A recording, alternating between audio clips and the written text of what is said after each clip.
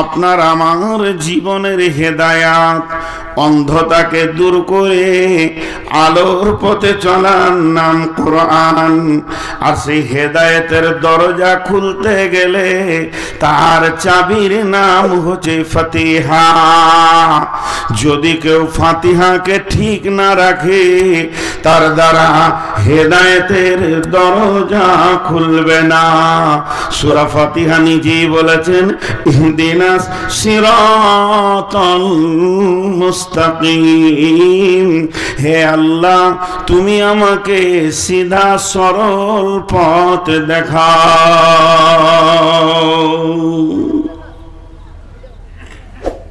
একজন তাফসীর করতে গিয়ে বলেছে, তুমি সূরা ফাতিহার আমল গোটা কোরআনে করতে পারো, সব জায়গায় মিলবেও। আমি পড়তে পড়তে দুপারা পড়লাম, কাজ আছে রেখে দিলাম, মাঠে চলে গেলাম, কাজটা হলো বিকালে একটু পড়বো, কোরআন শরীফটা খুলছি, তো দ্বিতীয় পারাটা খুললাম, যেখানে আমি শেষ করেছি ওইখানে আঙুলটা দিয়েছি। বলছি যদিও ওখানে আঙুল দিয়েছো তো তুমি বিসমিল্লাহর পরে পরে যদি সূরা ফাতিহা পড়ে নাও, তারপরে যদি শুরু করো মা আসাবাকা মিন হাসানাতিন ফামিনাল্লাহি ওয়া মা আসাবাকা মিন সাইয়্যাতিন ফামিন নাফসিকা ওয়া আরসালনাকা লিন্নাস, এইভাবে যদি তুমি পড়তে লাগো তো আরো সৌন্দর্য বেড়ে যাবে। তার কারণ হচ্ছে সূরা ফাতিহাটা হচ্ছে গোটা কোরআনের ব্যাখ্যা, আর গোটা কোরআন হচ্ছে সূরা ফাতিহার ব্যাখ্যা। অতএব ফাতিহা মানে খোলা।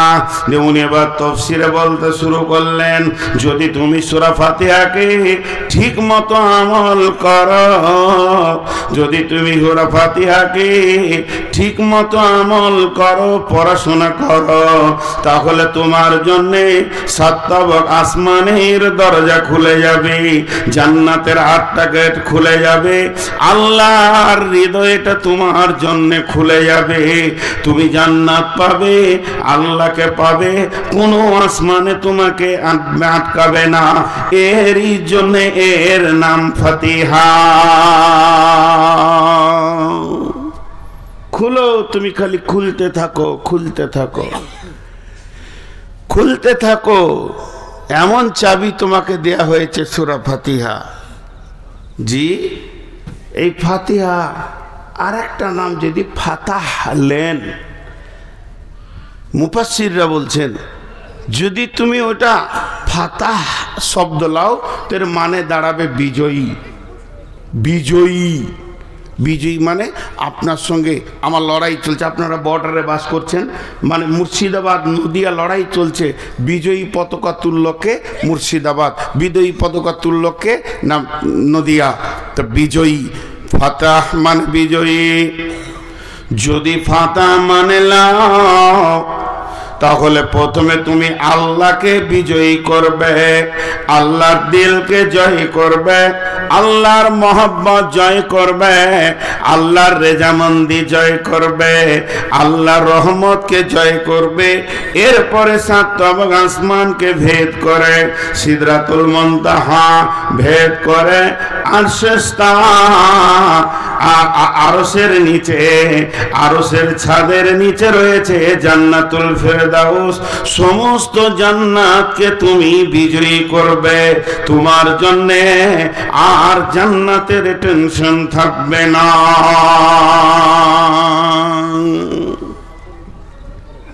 একটা মানে বললাম, আর দু একটা বলি।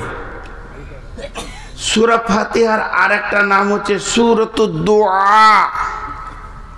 সূরাতুদ দুআ, সবাই বলেন দুআ। জালসা শেষ হয়ে গেলে বলে মৌলভী সাহেবরা দোয়া করলে না, নামাজের শেষে কি বলে মৌলভী সাহেব দোয়া করলে না, এই হাত তুলে রব্বানা আতিনা ফাগফির লানা জুনুবানা। জি ভাই, দোয়া করা যায় কি যায় না, মুফতিরা বলবে, আমাদের অত বড় ইলম নাই, অন্তত আমার নাই, ও দিয়ে আমি প্রশ্ন আনছি না। কিন্তু পৃথিবীর সব থেকে বড় দোয়া কি? ফাতিহা। জি, একটা জিনিস আপনাদেরকে শোনাই। দীর্ঘদিন ধরে জিহাদ আর টেনশন ছিল সাহাবীদের ভিতরে। যখন মক্কা মদিনা আমান ঘোষণা হয়ে গেল, মা বোন বেটি কান করে শুনেন, যখন মক্কা আর মদিনা ওয়াহাজাল বালাদিল আমিন এই শব্দ এসে গেল, এই শহরে নিরাপত্তা পৌঁছে গেছে, আর ঝগড়া নাই, ঝামেলা নাই, টেনশন নাই, শত্রু নাই, বিপদ নাই। খালি একটাই টেনশন আছে, বারান্দায় কিছু লোক দাঁড়িয়ে আছে। এই টেনশনটা আমার কাটছে না, যে ওরা কেন দাঁড়িয়ে আছে, আমার কাছে পয়সা পাবে না আমাকে মার্ডার করবে আল্লাহ জানে, যে নাম তারপরে তোকে দেখছি। এরা বসছে না কেন? এদের কি বসার ক্যাপাসিটি শেষ? আল্লাহ মাবুদ এদেরকে হেদায়েত দান কর। ভাই হাতে পায়ে ধরছি, বসে যান, ইসলামকে সুন্দর করতে দেন। আপনি কেন অসুন্দরের জায়গায় এসে দাঁড়াবেন? জি, কথা বুঝছেন না? আপনি বুঝেন না আমার বাংলা কথা? কত চামড়া সাইজ মোটা আছে গো। দেখিস রে বাপ, এই তোরা হাঁটাহাঁটি করবি না। এরপরে যেটা বলছি, দোয়া। দোয়া জি, যে এমন একটা জিনিস, সূরা ফাতিহার মতো বড় দোয়া আর নাই। সূরা ফাতিহার মতো বড় দোয়া আর নাই। ওটাই, ওর থেকে বড় দোয়া হতেই পারে না, কারণ ওই সূরাটার নাম সূরাতুদ দোয়া। এখানে একটা ভেজাল কথা আছে আবার। দোয়া, একটা ঘটনা শোনাই।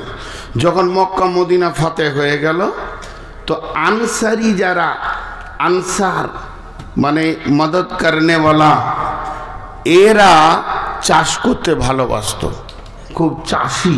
এদের মিজাজটা ছিল আপনাদের মতো, খালি আদা রসুন আর ধনে পাট, 12 মাস মাঠকে সবুজ করে রাখা এদের মিজাজ। তো এরা আপসে আলোচনা শুরু করলো, আর জিহাদ নাই, আর টেনশন নাই। তাহলে এখন তো আমরা ধীরে সুস্থে আছি, মক্কা বিজয়ী হয়ে গেছে, আমাদের হাতে ইসলাম চলে এসেছে, ইসলামের হাতে গোটা দেশ চলে এসেছে। তাহলে এখন কি করতে হবে? চল রাসূলুল্লাহ সাল্লাল্লাহু আলাইহি সাল্লামের কাছে যাই, ওখানে গিয়ে বলি গা যে এই মদিনায় যে পাহাড়গুলো আছে, এই পাহাড়ের মধ্য জায়গাগুলো আপনি বাঁধ সিস্টেম করে দেন সরকারি খরচাতে, বৃষ্টি হয়ে ওখানে পানি জমা হবে, ড্রেন তৈরি করে দিয়ে ক্যানেলের মতো মদিনাতে বইয়ে দেবেন, আমাদের চাষ করতে সুবিধা হবে। এই নিয়তে 4-5 জন আনসার রসুলের কাছে গেছেন। রাস্তায় ওরা হাঁটছে, আপসের মধ্যে কথা বলছে আর হাঁটছে। ও বলছে তুই বলবি, বলছে না তোর বলাটা ভালো, তুই বলবি, তোর বলার মধ্যে ভঙ্গি আছে। বলছে না তুই বলবি। এই বলতে বলতে যাচ্ছে। এই যাওয়াটা, এই চাওয়াটা আল্লাহকে ভালো লেগে গেছে। আল্লাহ জিবরাইল আমিনকে বললেন যে আমার নবীকে এক্ষুনি বলে এসো, কয়েকটা আনসার কিছু চাইতে আসবে। কি চাইতে আসবে এটা বলতে হবে না, কিছু চাইতে আসবে। ওরা আজকে যেটা চাইবে ওটাই মঞ্জুর, আল্লাহ মঞ্জুর করে নিয়েছে।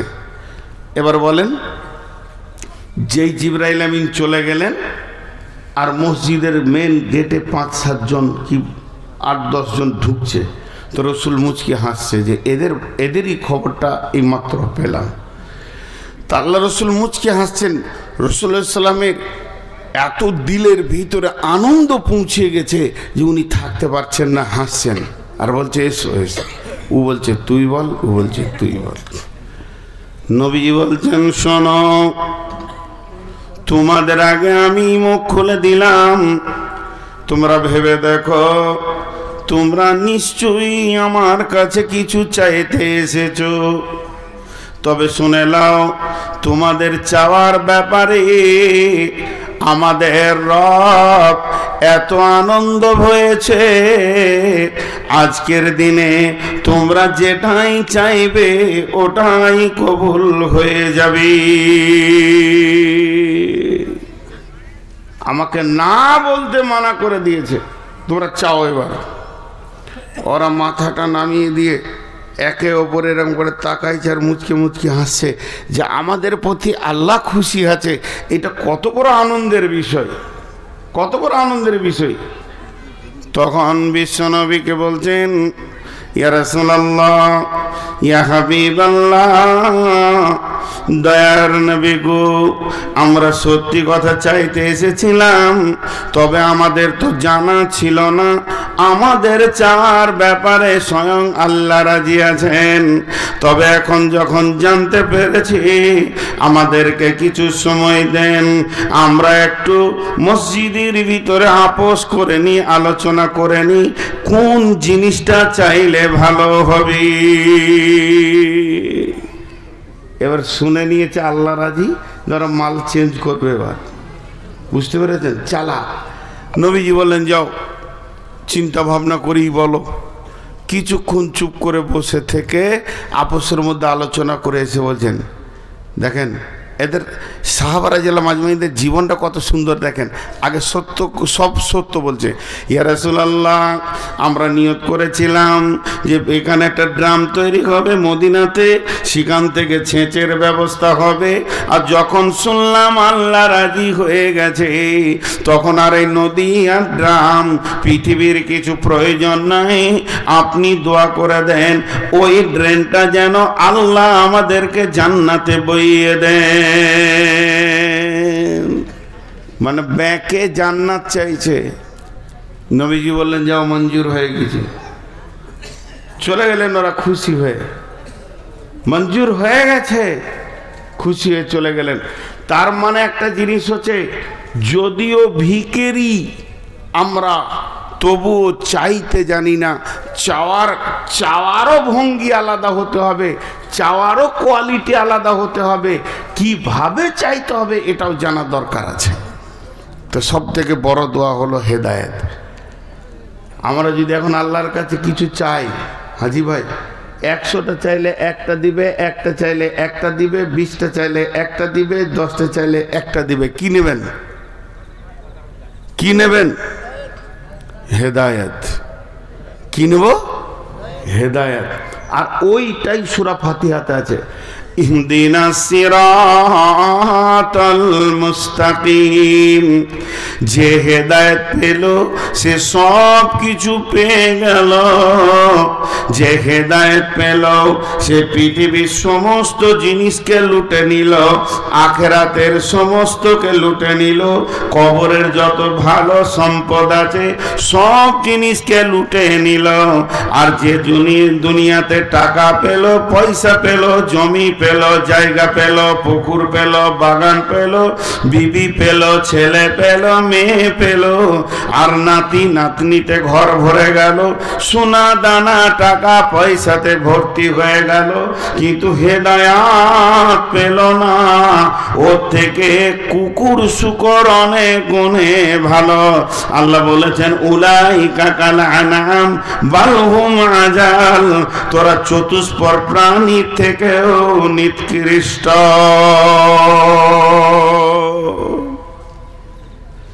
আর সেই হেদায়েতের কথাটা কোথায় আছে? সূরা ফাতিহার ভিতরে আছে। এখন একটা জায়গা কনফিউশন রয়েছে, বললাম যে একটা ভেজাল আছে এই নামটার ভিতরে। সেটা কি? আমরা কি বলি?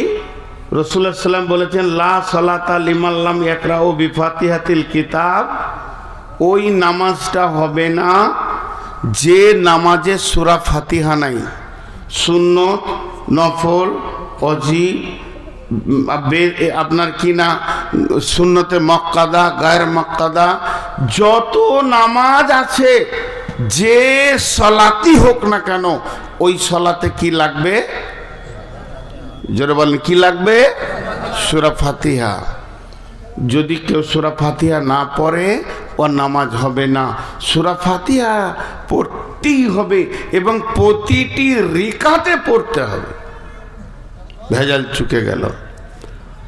কিন্তু আমাদেরই মতো মুসলমান, ইমানের দাবি আছে, সব ঠিক আছে, আমাদেরই ভাই একটা গ্রুপ, তারা কি বলছে?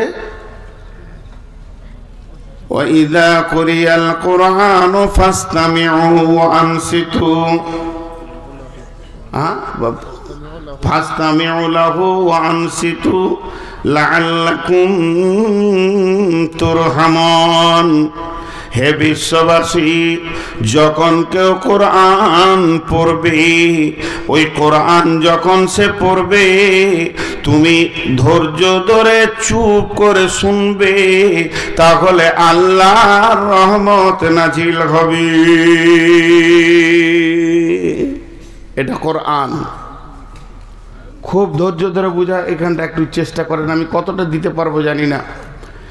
তাহলে হাদিস আর কোরআন, একটা হলো রসুলের হাদিস আর একটা কোরআন, প্রাধান্য কাকে দেবেন?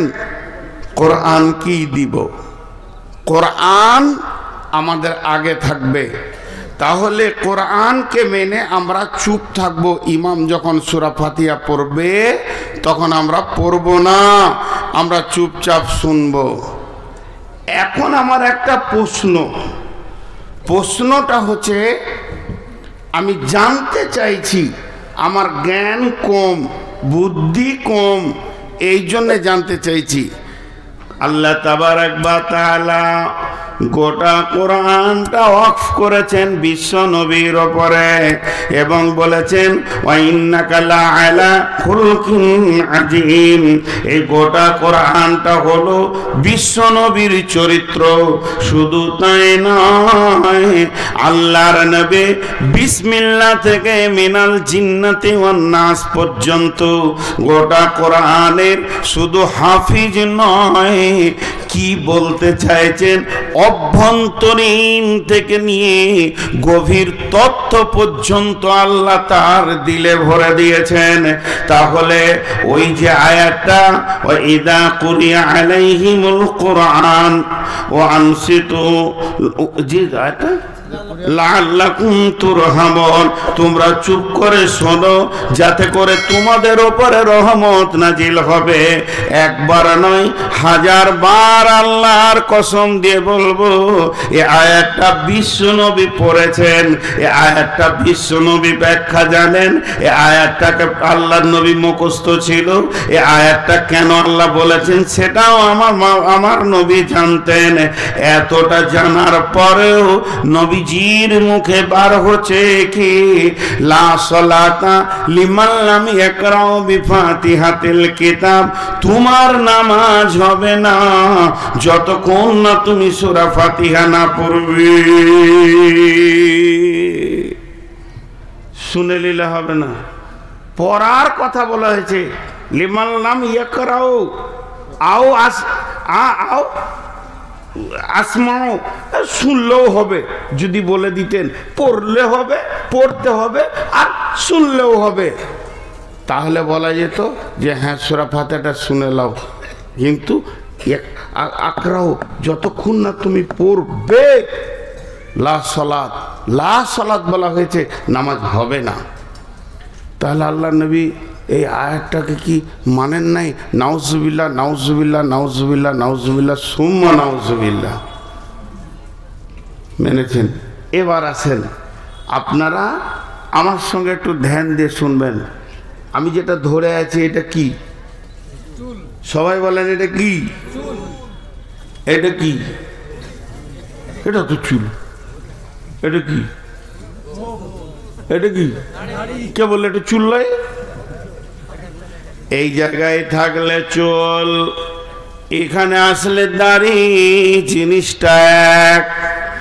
যখন খালি জায়গায় এক্ষুনি যদি একটা হাফেজ ছেলেকে বলা হয় বাবা তুমি খানি কোরআন পড়ো, কোন জায়গা পড়ো বলি নাই, ও এসে শুরু করলো বিসমিল্লাহির রহমানির রহিম আলহামদুলিল্লাহি রাব্বিল আলামিন, সঙ্গে সঙ্গে আপনারা আমি ধীরে সুস্থে শুনব, কারণ এখন কোরআন তেলাওয়াত চলছে, চুপচাপ শুনলে আল্লাহর রহমত নাজিল হবে।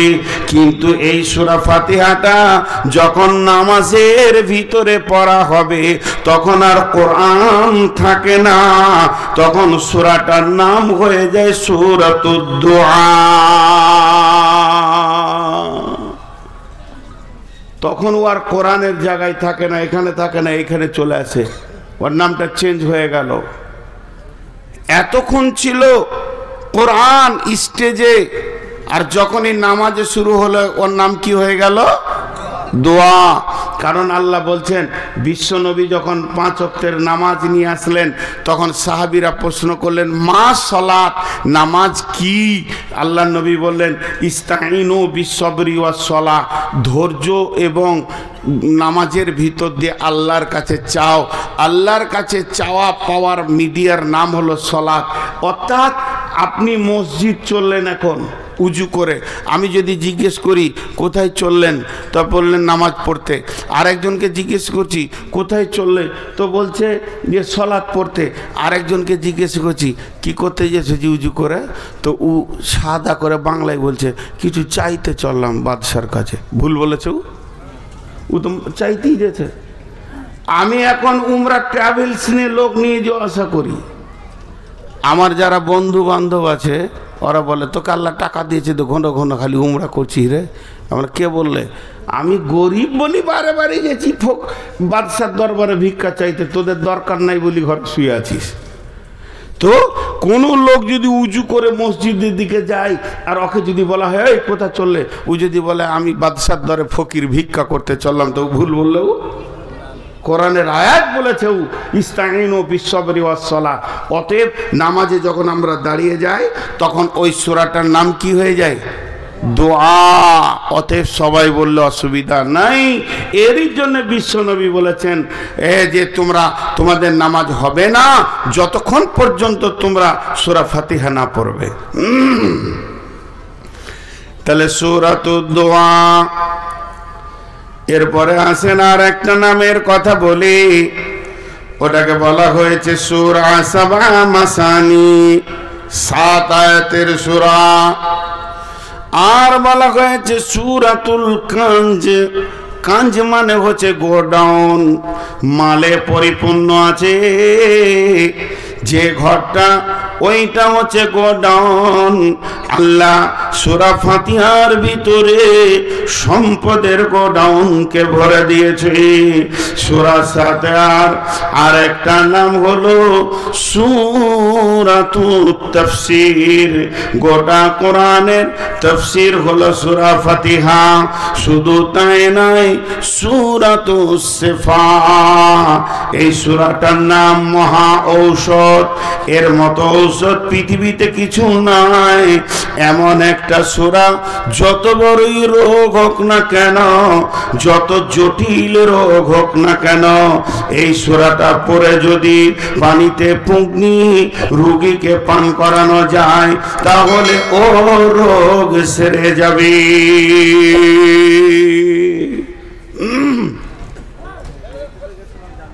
আপনি এখন বলবেন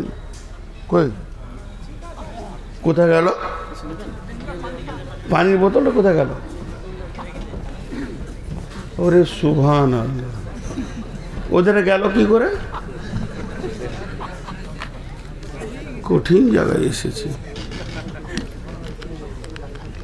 আমি। সুগারের রুগী, জীব জড়িয়েছে, মাঝে মাঝে পানি ছাড়া চলতে পারবো না। ছোট বোতল দিলে তো হয়, এটা যা বেরেল দিয়েছে 2টো লিভার লাগবে। জি, আমার সাথে একটু ধ্যান দেন।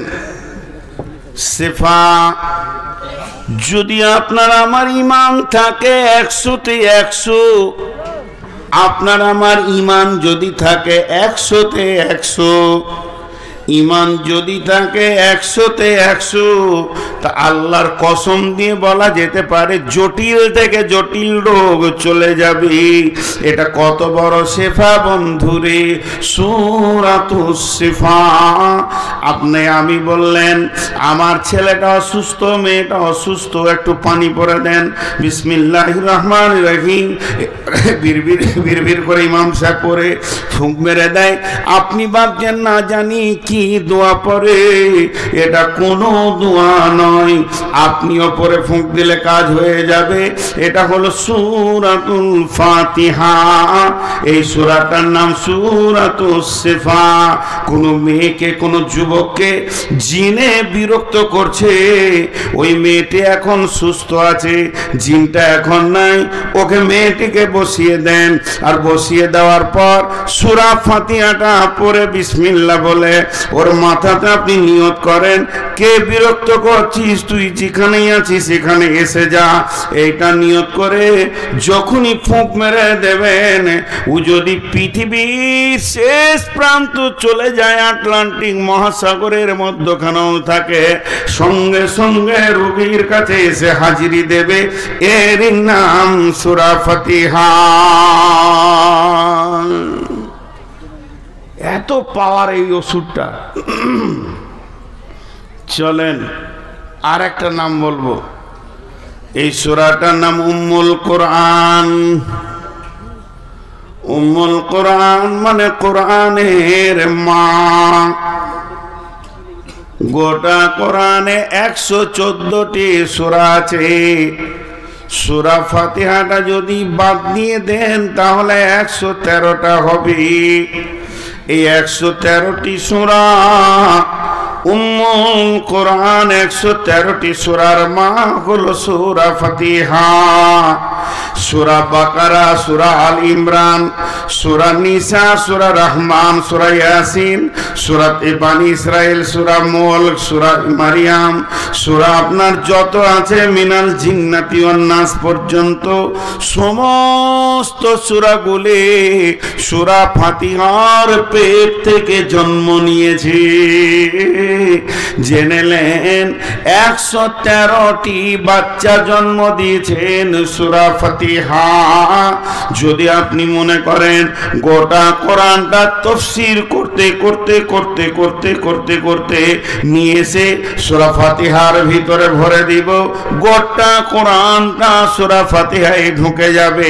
আর যদি মনে করেন গোটা সূরা ফাতিহার ব্যাখ্যাটা নিব, তো গোটা কোরআনটা হচ্ছে সূরা ফাতিহার ব্যাখ্যা। অতএব বন্ধুরে, এর নাম হচ্ছে উম্মুল কোরআন। বিশ্বনবী একদিন বসেছিলেন, জিবরাইল আমিন এসে বলতেন, ইয়া রাসূলুল্লাহ, ইয়া হাবিবাল্লাহ, আপনার কাছে 2খানা নূর এখন পাঠানো হবে। তার মানে শুনলেন, খুব ভালো করে শুনবেন।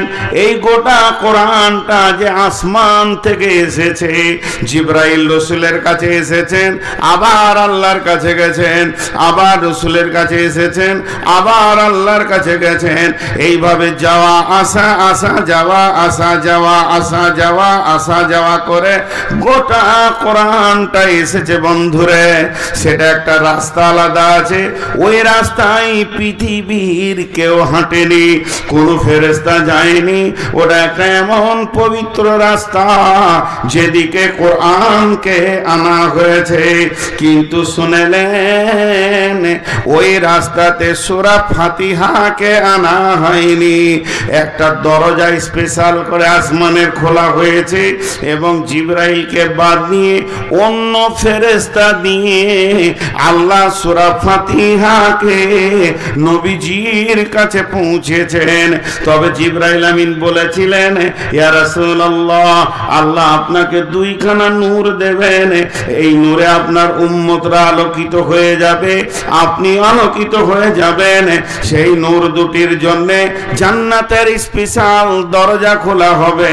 ও আল্লাহর রাসূল, সেদিকে আলাদা যে সম্মানীয় ফেরেশতা এই নূর দুটি এনে আপনাকে দেবেন। সেই নূর দুটিকে একটা হলো সূরা ফাতিহা, আর একটা হলো সূরা বাকারার শেষ 3টি আয়াত। সূরা ফাতিহার কত সম্মান! এর জন্য আলাদা দরজা খোলা হলো, এর জন্য আলাদা রাস্তা, আলাদা ফেরেশতা। হাজি ভাই, আপনারা একটা বিচার করেন যে এইখানে যদি 20টা মেয়ে দাঁড়িয়ে থাকে, 21টা মেয়ে, একবার উত্তরটা দিবেন। টোটাল 21টা মহিলা দাঁড়িয়ে আছে, তার মধ্যে একটা বৃদ্ধা, একদম 95-98 বয়স। ওকে জিজ্ঞাসা করছেন, আপনার নাম কি? আর বলছে, আমার নাম মারিয়াম বেগম। তো এই দিকে 20টা মেয়ে দাঁড়িয়ে আছে, এগুলো কে? বলছে, আমার বেটি। এদের জিজ্ঞাসা করা হলো, এরা আলাদা আলাদা নাম বললো। এদেরকে বলা হচ্ছে, ওই বৃদ্ধা মেয়েটা কে? তো বলছে, আমাদের মা। আপনাদের এই কথাটা বুঝতে অসুবিধা হলো যে 20টা মেয়ে এই একটার পেটে হয়েছে, অসুবিধা হয়েছে বুঝতে? তাহলে এই 20 জনার দাম বেশি না একজনার দাম বেশি? একজনার সম্মান বেশি। তাই এরা আলাদা ও আলাদা। আলাদা কি আলাদা নয়? জোরে বলেন, এরা আলাদা উনি আলাদা। কিন্তু মহিলা যদি বলা হয় একটা ছেলেকে যে ওই ধারে মেয়ে কটা আছে দেখতো রে, কজনের খাবার দিতে হবে, তখন কটা হবে? 21টা। আর যখন সম্পর্ক ধরা হবে তখন কটা হবে? 20টা একটা। জি, কথাটা বুঝাতে পারলাম তো? কোরআনে যদি সূরা সম্পর্কে ধরা হয়, কোরআনে 113টি সূরা না 114টি সূরা? সূরা ধরলে বলতে হবে 114টি সূরা, তার কারণ সকলেই মহিলা। কিন্তু যদি সম্পর্ক বলা হয়, কোরআনে পারা কত? বলা হবে 30 পারা। প্রথম পারার নাম কি? আলিফ লাম মিম পারা। তবে কেন সূরা ফাতিহাটা পারার বাইরে করে দেয়া হলো? ওর এতটাই সম্মান বেটিদের সঙ্গে রাখা হলো না, মাকে আলাদা করে দেওয়া হয়েছে। না হলে প্রথম পারাটার নাম হতো আলহামদুলিল্লাহি পারা। কিন্তু বন্ধু, সূরা ফাতিহাটা আল্লাহ এত দামি বানিয়েছেন, গোটা কোরআনের মা। মেয়েদের কাছে মায়ের যেমন সম্মান, গোটা কোরআনের কাছে সূরা ফাতিহার ওই রকম সম্মান।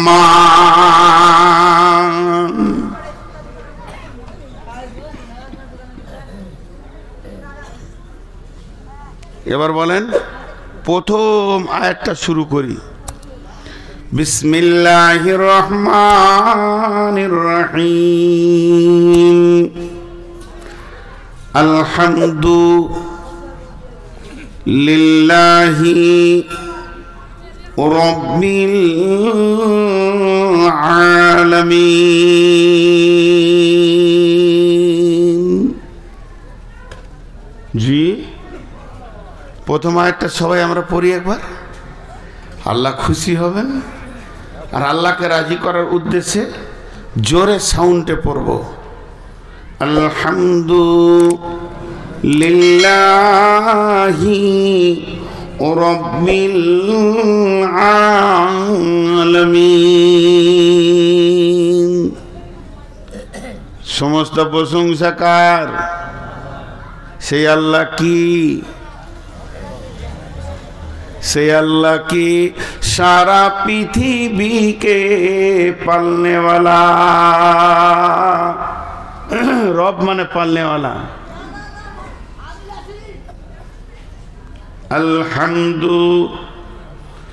अल्हम्दु लिल्लाहि।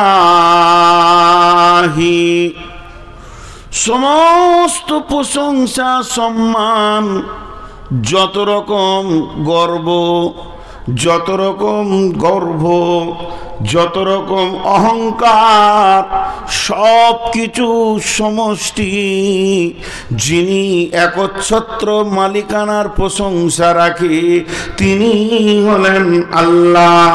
লিল্লাহি, আলহামদুলিল্লাহি, সেটা আল্লাহর জন্যে হবে, অন্য কারোর জন্যে হবে না। প্রশংসা তো আল্লাহর, আর কারো প্রশংসা নাই। এত সম্মানীয় কেউ নাই। সেই আল্লাহ কেমন? সেই আল্লাহ কি করেন? সেই আল্লাহ এত প্রশংসা কেন নেবে? আল্লাহ প্রথম আয়াতেই বলছেন রব্বিল আলামিন। তিনি হলেন পৃথিবীকে পালনেওয়ালা।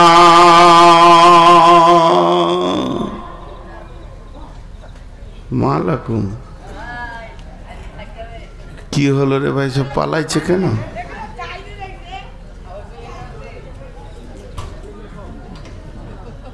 ওরা যে পর্দার আড়াল আছে না, ওরা ভাবছে যে আমরা দেশের বাইরে আছি।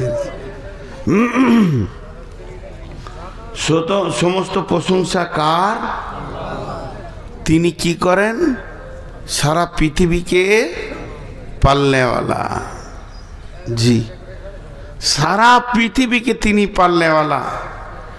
শেখ সাদি আলাইহি রাহমা বলছেন, আদি মে জমিন সুফরাইল মে ওস্ত চে দুশ্মন বাড়ি খাঁচে লাগি রে দোস্ত।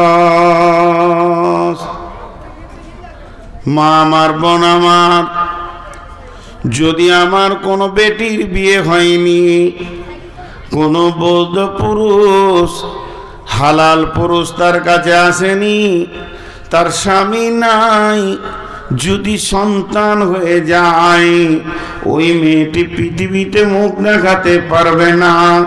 কারণ এটা আল্লাহর হাত করেননি, সে নিজে এমন একটা কাণ্ড ঘটিয়েছে, মান সম্মান হারিয়ে ফেলবে। কিন্তু ওটাই আবার আল্লাহ বানালেন। মারিয়ামের পেটে পিতা ছাড়া পুত্র দিলেন, সারা পৃথিবীতে তার প্রশংসার ঝড় উঠে গেল। তাই আল্লাহ এমন, তিনি যা করে তা সাজে, যা করেন তা মানাই। অতএব আমার রব সারা বিশ্বকে পালনেওয়ালা।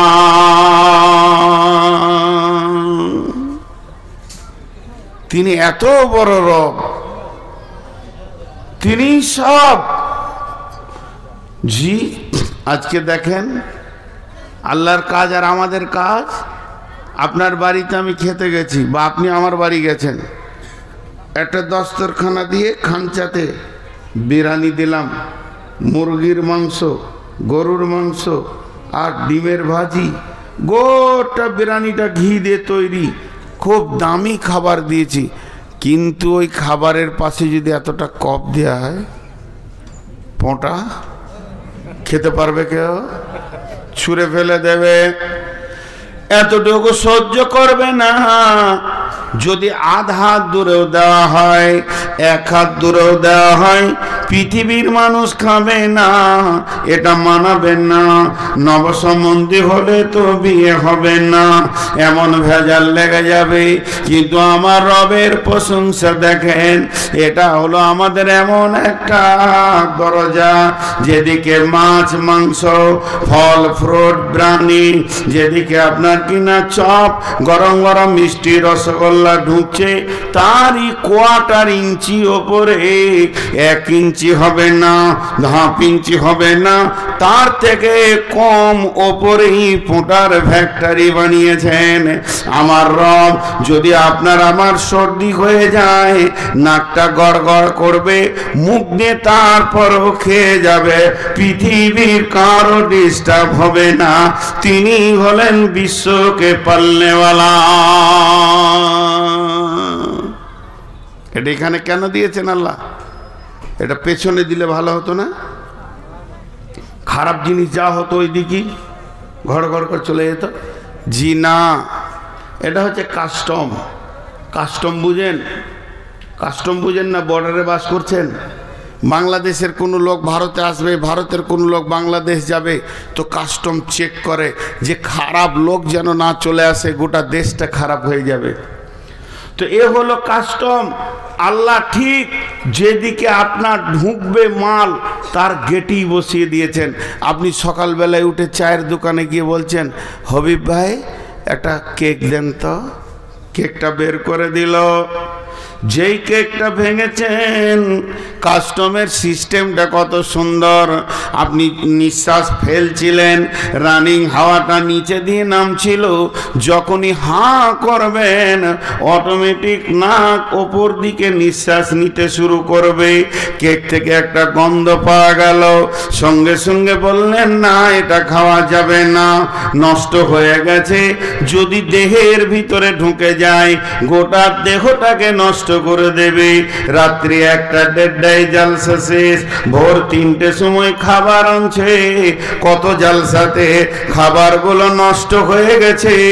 যেই মুখে দিতে গেছি, নাক বলছে এটা ভিতরে ভরবি না, পুরো ভিতরটাকে নষ্ট করে দেবে।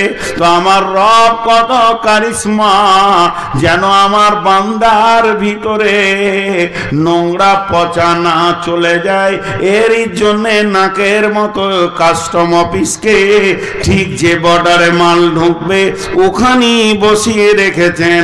নাকটা যদি পেছন দিকে থাকতো তাহলে প্রতিটি লোকমা একবার চেক আপ করে এনে তারপরে খেতে হতো। আমার রব বলছেন তুই যত জোর খেয়ে যাবে আমার নাক তত জোর চেক আপ চালিয়ে যাবে। অতএব শুনেলে আলহামদুলিল্লাহি রাব্বিল আলামিন, আমি সারা পৃথিবীকে পালনেওয়ালা, আমি হলাম তোদের রব। প্রশংসা তো আমারই প্রশংসা।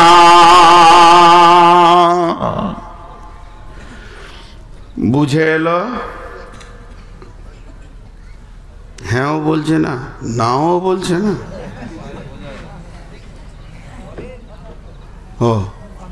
ও বলবে না, আবার আমাকে বলছে বলেন। ও উত্তর দিবেন না, আমাকে বলছে বলেন। হ্যাঁ তো হ্যাঁটা এতক্ষণে বোতল কি করে চেঞ্জ হলো রে বাপ? এখানে জাদু মন্ত্র হচ্ছে নাকি?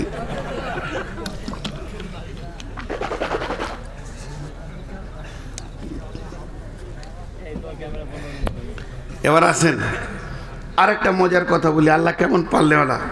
এখানে জালসা কমিটি এসছে, তো ধরেন 25টা মেহমান এসছে, আমার সাথে 5টা, আর একটা বক্তার সাথে 5টা, আর একটা 10টা, আর একটা গ্রামের হেড মৌলানার বন্ধু, এটা ওটা করে 30টা মেহমান এসছে। একজন বলছে চা গরম চাই, একজন বলছে ঠান্ডা হলেও হবে, একজন বলছে চিনি চাই, বিনা চিনি, দুধ, লাল চা দেন কিন্তু লেবু যেন না দেন, আরেকজন বলছে লেবু দিয়ে খাবো, বিট নুন চাই, মুড়ি, তরকারি, না আমাকে মুড়ি ভালো লাগে না, পুরি, রুটি খাই না, আরেকজন বলছে রুটি। আচ্ছা 35 জন যদি 35 রকম বলে, তো এই কমিটি মাদ্রাসায় থাকবে না ঘর যাবে দিয়ে শুবে? তোরা দেখে লিগা, এর থেকে সহজ রাস্তা কিছু নাই। এতগুলোকে খাওয়াতে পারবে? জোরে বলেন পারবে? এইখানে যে কটা লোক আছেন 50 রকম খানা করে এই লোকটাকে খাওয়াতে পারবে? মাথা ধরে যাবে। আল্লাহ রাব্বুল আলামিন বলছেন একবার ভেবে দেখ, সারা পৃথিবীতে যতগুলি প্রাণী আছে প্রতিদিন তাদের দস্তরখানায় খাবার লেগে যায়।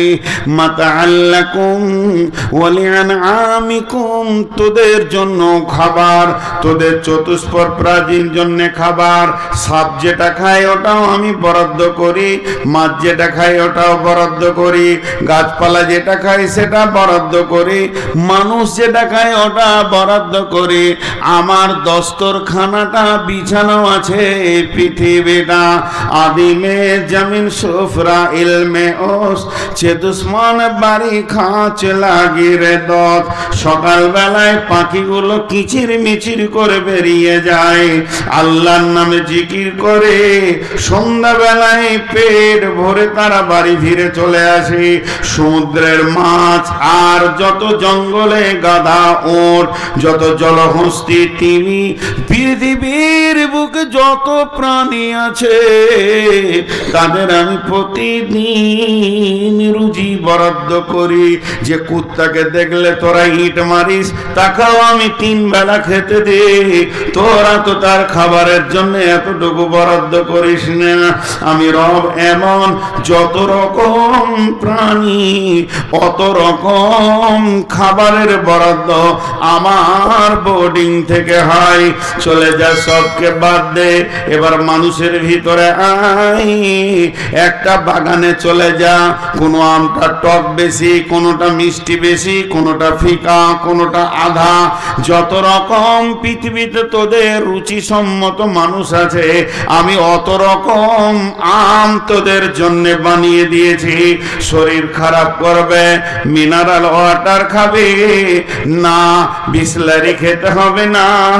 একবার দেখ, আমি জমিনের পানিকে গাছের ভিতর নিয়ে গিয়ে ডাবের মধ্যে লেমিনেশন করে দিয়েছি, খেয়ে নিবি, সুস্থতায় ফিরে আসবে। আমি রব, সারা পৃথিবীকে খেতে দে, আমি হলাম রব্বিল আলামিন। এই দস্তরখানা চালাইছে কে?